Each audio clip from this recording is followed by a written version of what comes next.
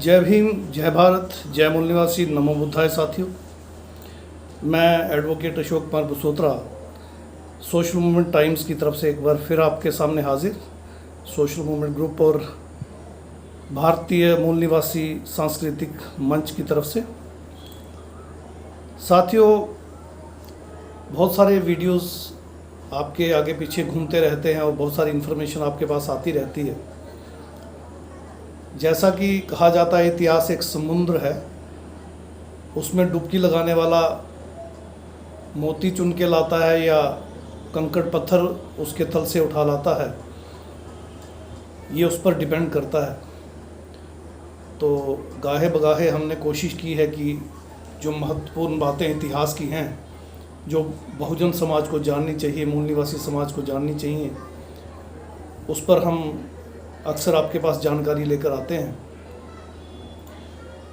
तो इस बार आज का जो टॉपिक है वो थोड़ा हटके है। बहुत सारे लोगों का ये कहना है कि अल्टीमेटली अगर भारत हिंदू राष्ट्र बन भी गया और संविधान बदल के हिंदू राष्ट्र का जो संविधान है वो लागू कर भी दिया गया, तो SC ST OBC या माइनॉरिटी के जो लोग हैं इनको ज़्यादा से ज़्यादा क्या फ़र्क पड़ जाएगा। पूरे भारत के परिप्रेक्ष्य में अगर बात करनी हो तो बहुत बड़ा सब्जेक्ट हो जाएगा। और पहले ही मैंने देखा, वीडियो कितनी भी छोटी क्यों ना बनाना चाहो, जब सही इन्फॉर्मेशन देनी हो और बेसिक इन्फॉर्मेशन देनी हो तो वीडियो थोड़ा लंबा हो जाता है। मेरी कोशिश रहती है इसे थोड़ा छोटा रखें ताकि सुनने वालों को जितना वक्त मिले उनको जानकारी मिल सके। तो आज मैं SC ST और OBC पे जो इम्पैक्ट होगा उस पर थोड़ी सी चर्चा करूँगा। गाहे बगाहे फिर भी इस सब्जेक्ट पे हम आगे भी आते रहेंगे, मगर थोड़ी सी चर्चा करना चाहूँगा कि अगर ये हिंदू राष्ट्र डिक्लेयर हो गया और मनुस्मृति या कोई भी हिंदू राष्ट्र का अगर नया कानून भी बनेगा और वो लागू हो जाएगा तो SC ST पे और OBC पे क्या इम्पैक्ट पड़ेगा। तो इसके लिए मैं 2 उदाहरण देना चाहूँगा। एक उदाहरण ये है जो OBC पे ज़्यादा अफेक्ट करता है। इतिहास में अगर हम जाके देखें तो अधिनियम नंबर 7 1819 में जो ब्रिटिश गवर्नमेंट ने पास किया था, ज़रा उस पर गौर फरमाइए। उन्होंने एक प्रथा पर रोक लगाई थी। क्या थी वो प्रथा? वो प्रथा ये थी कि शूद्र जब शादी करेगा, ब्याह करेगा, मैरिज करेगा, तो उसकी पत्नी को कम से कम 3 दिन तक किसी ब्राह्मण के घर जाकर शारीरिक सेवा देनी होगी। यानी शादी तो शूद्र करेगा, और शूद्र OBC आप जानते हैं, अति शूद्र में SC ST आएंगे, उनका उदाहरण मैं अलग से दूंगा। तो कोई भी शूद्र जब शादी करेगा तो उसकी बीवी जो है, उसकी वाइफ जो है, वो उसके पास नहीं रहेगी। उसकी फर्स्ट नाइट या कम से कम फर्स्ट 3 नाइट्स जो हैं वो किसी ब्राह्मण के पास होंगी। वैसे तो कानून ये था कि जब तक वो ब्राह्मण उसे रखना चाहे रख सकता था। अगर ज़्यादा पसंद आ जाए तो हफ्ता, 10 दिन, महीना, 2 महीने, कई बार तो प्रेग्नेंट करके भी भेजते थे। अब बहुत सारे लोग ये कहेंगे कि ऐसी तो कोई प्रथा हमने देखी नहीं। ये बात सही है कि ये प्रथा पूरे भारत में तो नहीं थी, मगर कुछ एक क्षेत्र में थी और ये अप्लाई की जाती थी। मैं डायरेक्टली पॉइंट आउट नहीं करना चाहूँगा क्योंकि सारे लोग अपने ही हैं। SC ST OBC माइनॉरिटी के 98% माइनॉरिटी के सब अपने ही हैं, एक ही DNA, एक ही परिवार है। तो मैं एक उदाहरण से इसको क्लैरिफाई कर देता हूँ। आज भी केरला में जब कोई शूद्र शादी करता है तो उसकी बीवी जो है वो नंबूदरी ब्राह्मण के घर का चक्कर लगा के वापस आ जाती है।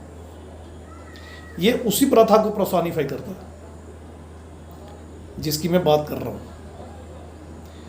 अधिनियम नंबर 7 1819 में बनाकर ब्रिटिश गवर्नमेंट ने इस पर रोक लगा दी। अब जो नए कानून है भारत के संविधान के मुताबिक, आज अगर कोई ऐसा करता है, कोई ब्राह्मण अगर इस तरह का कानून बनाए या इस तरह की ज़बरदस्ती करे, या शूद्र अगर कोई खुद भी व्यक्ति अपनी बीवी किसी ब्राह्मण के अगर शादी वाले दिन भेज दे या 3 रात के लिए भेज दे, तो अगर वो महिला स्टैंड ले ले तो रेप केस बनेगा, और अगर वो कोर्ट में साबित कर दे, गवाही हो जाए, तो उम्र कैद या 14 साल या 10 साल, वो डिपेंड करेगा, वो उसे सजा हो जाएगी। तो अब ये प्रथा पूरे भारत में उस तरह से नहीं देखने को मिलती है। तो जब हिंदू राष्ट्र बन जाएगा तो ओबीसी के लोग तैयार रहें, शूद्र लोग तैयार रहें, अपनी बीवियों को खुद ब्राह्मणों के घरों में भेज दिया करें शादी के बाद, कम से कम 3 दिन तो भेजना ही पड़ेगा। वो कानून तो रिवाइव होगा। जितने कानून ब्रिटिश गवर्नमेंट ने निरस्त किए हैं, करीब 50 से ज़्यादा कानून की लिस्ट है मेरे पास, मैं आपको दे सकता हूँ। अक्सर मैं पोस्ट करता रहता हूँ अपने सोशल मीडिया के जितने भी ग्रुप्स हैं, फेसबुक वगैरह, इंस्टाग्राम, हर जगह मैं उसे लगातार पोस्ट करता हूँ। पढ़ते रहिए, नहीं तो किस दिन यहाँ भी पढ़ के सुना दूंगा। दूसरा, शूद्रों की घरों की बच्चियों को वो ले जाते थे और मूर्ति से उसकी शादी करवा देते थे और उसे देवदासी बना लिया जाता था। मंदिरों के पंडे पुजारी उन कमसिन बच्चियों की, नाबालिग बच्चियों की इज्जत लूट लेते थे, और कई तो वहीं मर जाती थी। जो मर जाती थी उनको गहरी खाई में फेंक दिया जाता था, नहीं तो अगर बच जाती थी तो बाद में राजे महाराजे या ज़मींदार या बड़े बड़े पैसे वाले लोग उनको इस्तेमाल करते थे। फिर वो वैश्या बन जाती थी। और अभी भी हमारे समाज में बहुत सारी आपको उदाहरण मिल जाएंगे आपको देवदासियाँ। तो शूद्र जो मेरे भाई हैं ओबीसी के, वो चाहे नॉन मुस्लिम किसी भी कम्युनिटी से हों, वो ये याद रखें, क्योंकि इस्लाम में ये नहीं है, क्रिश्चियनिटी में नहीं है, सिखिज़्म में नहीं है, मगर जिसे आप हिंदू धर्म कहते हैं उसमें तो यह है। तो अगर ये हिंदू राष्ट्र घोषित हो गया तो फिर आपकी बच्चियां जो हैं उनका क्या हश्र होगा, कैसे उनको मंदिरों में चढ़ाया जाएगा और मूर्तियों से ब्याहा जाएगा। इसको भी ब्रिटिश गवर्नमेंट ने निरस्त कर दिया है, मगर ये भी एक उदाहरण है। इसके लिए आप तैयार रहें।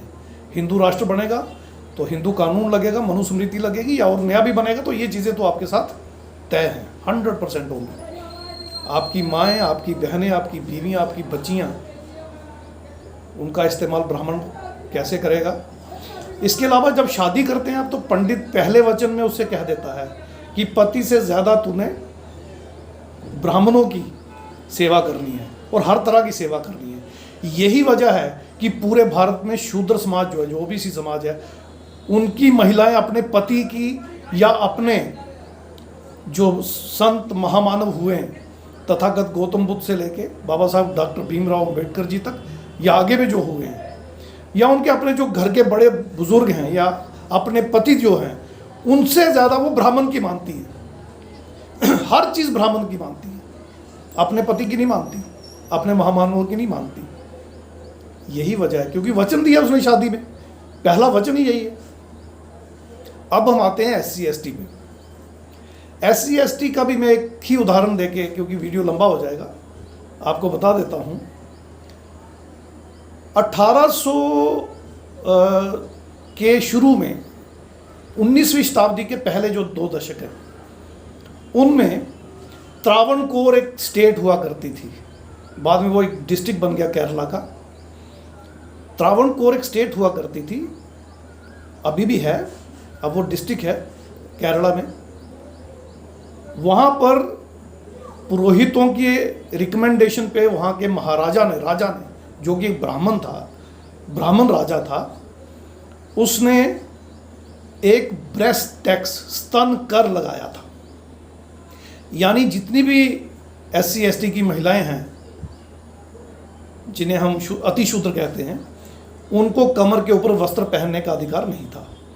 उन्हें अपनी ब्रेस्ट, अपनी छाती नंगी रखनी होती थी, और अगर कभी कपड़ा दिया होता था तो जैसे ही सो कॉल्ड अपर कास्ट ये लोग आगे से गुजरें तो उन्हें वो कपड़ा उतार देना होता था। हालांकि मंदिर में अपर कास्ट की लेडीज़ को भी ऊपर से कपड़ा उतारना पड़ता था। आप देखिए महिलाओं के साथ अत्याचार देखिए, क्योंकि अपर कास्ट के घरों में जो महिलाएं, वो भी मूल निवासी बहुजनों के घरों से ही गई हैं। इनकी अपनी महिलाएं तो सर्वाइव कर नहीं पाई थी। जब ये यूरेशिया से भारत आके बसे तो बहुत लंबे अरसे तक इनकी महिलाएं सर्वाइव नहीं कर पाई। तो हमारी सभी महिलाएं इन्हीं के घरों में हैं, तो उनको भी ये शूद्र ही बोलते हैं। तो मंदिर में उनको भी कपड़ा हटाना पड़ता था। मगर बाकी जो SC/ST की महिलाएं, उनको अपने स्तन ढकने का अधिकार नहीं था। और अगर उनको स्तन ढकना होता था तो उसका उन्हें कर देना पड़ता था, टैक्स देना पड़ता था। और ये टैक्स लेने के लिए एक विलेज ऑफिसर हर विलेज में, हर गांव में अपॉइंट किया जाता था, जिसका नाम होता था प्रणथियार। और वो टैक्स कैसे कलेक्ट करता था? स्तन के साइज और वेट के हिसाब से वो खुद अपने हाथों से तोल के फिर वो उस पर टैक्स लगाता था। बर्दाश्त करेंगे इस बात को? कर लीजिए, क्योंकि हमारे SC/ST जो थोड़ा पढ़ लिख गए हैं, नौकरियों में चले गए हैं, जिनको थोड़ा पैसा इधर उधर से कुछ करप्शन का कुछ जैसे वैसे आ गया, जो थोड़े वेल ऑफ हो गए हैं, वो तैयारी रखें। हिंदू राष्ट्र बनेगा तो आपके साथ क्या हुआ था और अब क्या फिर से वो कैसे रिपीट होगा, वो याद रखना है। तो ब्रेस्ट टैक्स लगता था, ये काफ़ी देर तक लगता रहा। उसके बाद एक एजोवा लेडी थी, केरला में 27% पॉपुलेशन एजोवा की है। नारायणा गुरु का आपने नाम सुना होगा, वो भी एजोवा ही थे। तो एक एजोवा लेडी थी जिसने इसका विरोध किया, और इस ब्रेस्ट टैक्स को वहाँ पर मुल्लाकरम कहा जाता है, MULLAKKARAM, मुल्लाकरम कहा जाता है। इस पर वीडियोज़ भी काफ़ी बनी हुई हैं, फिल्में भी बनी हुई हैं, आप देख सकते हैं। तो त्रावणकोर के राजा के द्वारा ये टैक्स उस पर इम्पोज किया जाता था। तो एक महिला थी, नांगेली उसका नाम था, उसने इसके खिलाफ एजिटेशन की और अल्टीमेटली उसने अपनी दोनों छातियाँ काट के उस विलेज ऑफिसर को, प्रणथियार जो है था, उसको दे दी थी। खैर वो देनी क्या थी, वो भाग गया था, उसका ब्लीडिंग चल रही थी, वो वहीं गिर गई, मर भी गई। 1824 की ये बात है। वो मर भी गई, और जब उसकी अगले दिन चिता जलाई गई तो उसी चिता में उसका पति जो था वो भी कूद के उसने सती हो गया था। पहला एक एग्जाम्पल है जिसमें कोई मर्द सती हुआ, उसका नाम था चिरुकंडम। वो उसमें उसकी फ्यूनरल पायर में उसके चिता में जल के मर गया था। उसके बाद वहाँ पे विद्रोह हुआ और राजा को वो कर वापस लेना पड़ा। वो स्तन कर जो था, ब्रेस्ट टैक्स वापस लेना पड़ा। अब उस गांव का नाम मुलाच्ची परम्बू है, मुलाच्ची परम्बू, जिसका मतलब होता है ब्रेस्ट वुमेन्स प्लॉट। अब माना तो ये जाता कि 1924 में ये खत्म हो गया, मगर ये 1924 में खत्म नहीं हुआ। एक व्यक्ति बहुत बड़ा रेवोल्यूशनरी हुआ है, अयंकाली उसका नाम था, अयंकाली, AYYANKALI, अयंकाली। महात्मा अयंकाली के नाम से भी उन्हें जाना जाता है। बहुत बड़े लीडर हुए हैं, बहुत बड़े रेवोल्यूशनिस्ट हुए हैं। 28 अगस्त 1863 में उनका जन्म हुआ है और 18 जून 1941 में उनकी डेथ हुई है। 77 ईयर्स ओल्ड उनकी डेथ हुई है। त्रावणकोर केरला में उनका जन्म हुआ और उनकी जो कास्ट थी वो थी पुलियार कम्युनिटी। अनटचेबल भी यही SC में आते हैं, तो अतिशूद्र में आते हैं। अयंकाली ने एक विद्रोह किया था वहीं त्रावणकोर में। उसने अपनी माँ को कहा था कि आप अपने स्तन ढक के रखा करो। इसका अर्थ राजा का स्तन कर ना लेने के बाद, मतलब विड्रा करने के बाद भी ये प्रथा चलती रही। तो उसकी माँ ने कहा ये ऊंची जाति वाले हमें दंड देते हैं। तो उसने एक कुल्हाड़ा उठा लिया, उसने कहा जो तुझे दंड देगा या तुझे स्तन ढकने से मना करेगा मैं उसे नहीं छोड़ूंगा। और उसने एक यूथ जो SCs और STs यूथ का एक बहुत बड़ा ग्रुप बनाया था। खुद लैंडलॉर्ड थे वो, उनकी फैमिली अच्छी थोड़ी वेल ऑफ थी। तो उन्होंने एक कुल्हाड़ा उठा लिया, फिर उसके बाद उन लोगों को काटना शुरू कर दिया, मारना शुरू कर दिया जो इस तरह के अत्याचार कर रहे थे। जिस मार्केट में SC/ST को जाने से मनाही थी वो वहाँ भी गए, और उन्होंने एक बैलगाड़ी भी रखी जो कि मनाही थी उस समय रखने के लिए SC/STs को। उसको उन रास्तों पे चलाया जिन रास्तों पे जाने के लिए मनाही थी, और बहुत बड़ा एक रेवोल्यूशन खड़ा किया। अयंकाली बहुत बड़े एक रेवोल्यूशनिस्ट हुए। 1915-16 तक ये स्तन ना ढकने की प्रथा चलती रही। आप अंदाज़ा लगा लीजिए ये किसके साथ हुआ? SC/ST के साथ। और इनकी खूबसूरत बच्चियों को भी देवदासी बनाने के लिए पंडित पुरोहित ले जाया करते थे। तो ये 2-3 उदाहरण मैं देना चाहता था। मैं अपने उन भाइयों को मेरा वीडियो बनाने का मकसद कभी भी ब्राह्मण क्षत्रिय वैश्य को एजुकेट करना या उनका विरोध करना या उनको गाली देना या उनके बारे में कुछ कहने का नहीं होता है। मेरा वीडियो बनाने का अल्टीमेटली एक ही मकसद होता है कि बाबा साहब ने जो कहा था जागरूक होना चाहिए, और जागृति की पहचान है दोस्त और दुश्मन की पहचान। तो ये ब्राह्मण जब भारत को हिंदू राष्ट्र घोषित कर देंगे और जब मनुस्मृति को या कोई भी नया कानून, हो सकता है कि नया संविधान बना के लागू करें, तो क्या होगा ये इतिहास से हमें पता चल जाता है क्या होगा। तो इतिहास के बहुत सारे उदाहरणों में से आज मैंने 3 उदाहरण आपको दिए हैं, या 4 कह सकते हैं आप। शादी में एक मंत्र भी पढ़ते हैं पंडित कि दूल्हा गूंगा बह रहा है, लड़की के घर वाले गूंगे बह रहे हैं, लड़के के घर वाले गूंगे बह रहे हैं, जितने भी इनके रिश्तेदार या फ्रेंड सर्कल के लोग हैं गूंगे बह रहे हैं। हे देवी, मैं तुम्हें गर्भवती करने के लिए समर्थ हूँ, ब्राह्मण तुम्हें गर्भवती कर सकते हैं, मैं तुम्हें ले जाऊंगा और गर्भवती करके तुम्हारे पति को सौंप दूंगा। और वो उनसे कराता है स्वाहा। सुना होगा आपने शादियों में, गुंगवा महे गुंबा महे।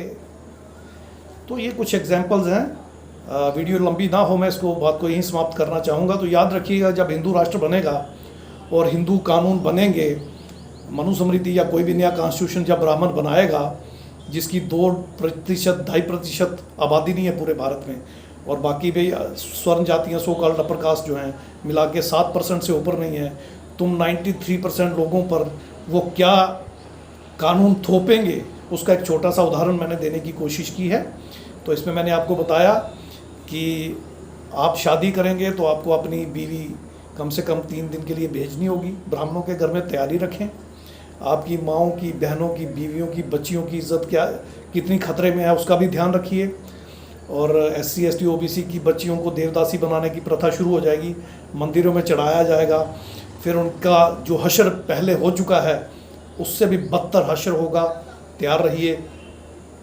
उसके बाद जैसे ब्रेस्ट टैक्स लगा था SC ST पे, हो सकता है इस बार OBC पे भी लगे। तुम्हारे घर की महिलाओं का अत्याचार का वो चरम सीमा का नज़ारा क्या होगा, देखिए ज़रा। तो SC ST OBC के भाइयों, माइनॉरिटी के भाइयों, तैयारी रखें। आपके घरों की इज्जत को कैसे उछाला जाएगा, ये आप इतिहास से सीख लें। और अगर हो सके तो और इतिहास पढ़ें। कोई और कमी पेशी हो मुझे बताएं। मेरे चैनल को सब्सक्राइब करें, लाइक करें, शेयर करें। नहीं तो मेरा ये YouTube चैनल YouTube वाले बंद कर देंगे तो मैं आपको ये खरी खोटी जो अच्छी बुरी सुना रहा हूँ नहीं सुना पाऊँगा।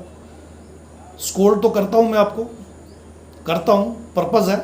और पर्पज़ मेरा वही है कि आइए SC ST OBC और हमसे कन्वर्टेड मुस्लिम सिख क्रिश्चियन, जो मुस्लिम सिख क्रिश्चियन का 98% है, एक परिवार, एक DNA है।